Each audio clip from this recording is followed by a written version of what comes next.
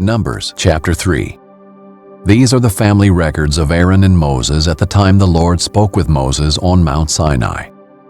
These are the names of Aaron's sons: Nadab the firstborn, and Abihu, Eleazar, and Ithamar. These are the names of Aaron's sons, the anointed priests who were ordained to serve as priests.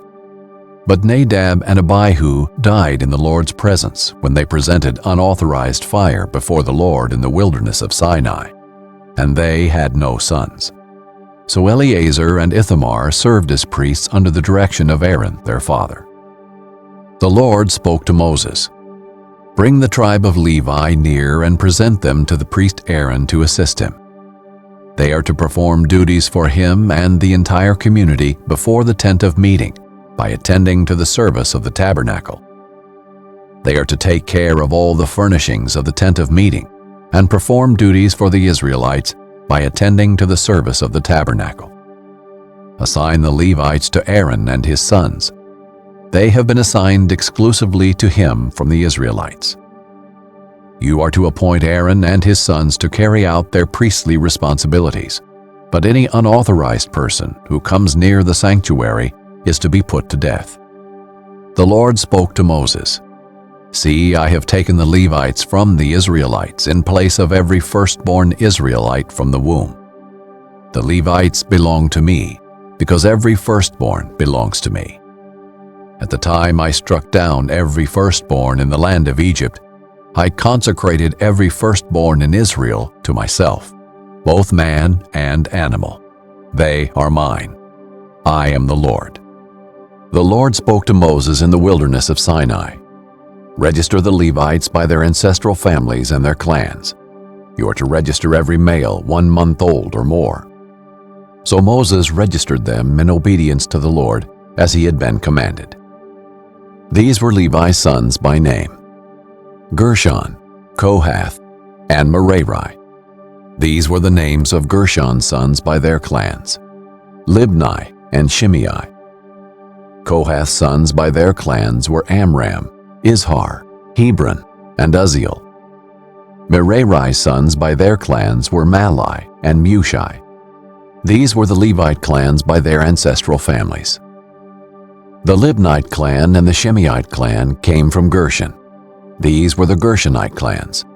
Those registered counting every male 1 month old or more numbered 7,500. The Gershonite clans camped behind the tabernacle on the west side, and the leader of the Gershonite families was Eliasaph, son of Lael. The Gershonites' duties at the tent of meeting involved the tabernacle, the tent, its covering, the screen for the entrance to the tent of meeting, the hangings of the courtyard, the screen for the entrance to the courtyard that surrounds the tabernacle and the altar, and the tent ropes, all the work relating to these. The Amramite clan, the Izharite clan, the Hebronite clan, and the Uzzielite clan came from Kohath. These were the Kohathites. Counting every male 1 month old or more, there were 8,600 responsible for the duties of the sanctuary. The clans of the Kohathites camped on the south side of the tabernacle, and the leader of the families of the Kohathite clans was Elizaphan, son of Uzziel.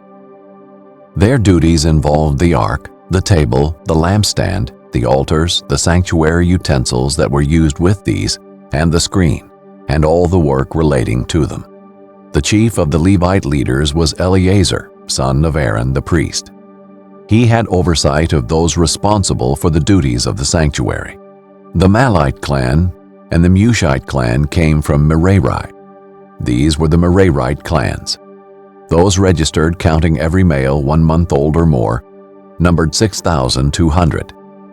The leader of the families of the Merarite clans was Zuriel, son of Abihail.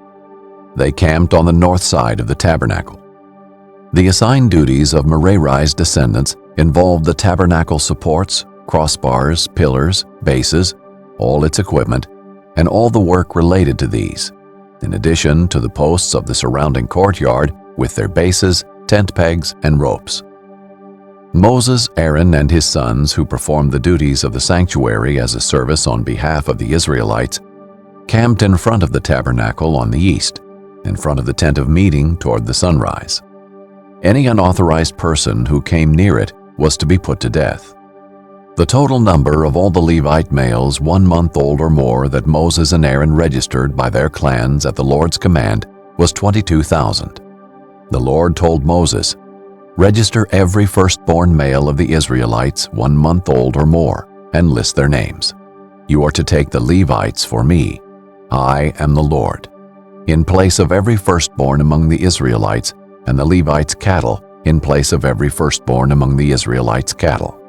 So Moses registered every firstborn among the Israelites as the Lord commanded him. The total number of the firstborn males 1 month old or more listed by name was 22,273. The Lord spoke to Moses again. "Take the Levites in place of every firstborn among the Israelites, and the Levites' cattle in place of their cattle. The Levites belong to me. I am the Lord. As the redemption price for the 273 firstborn Israelites who outnumber the Levites, collect 5 shekels for each person, according to the standard sanctuary shekel, 20 gerahs to the shekel. Give the silver to Aaron and his sons as the redemption price for those who are in excess among the Israelites." So Moses collected the redemption amount from those in excess of the ones redeemed by the Levites.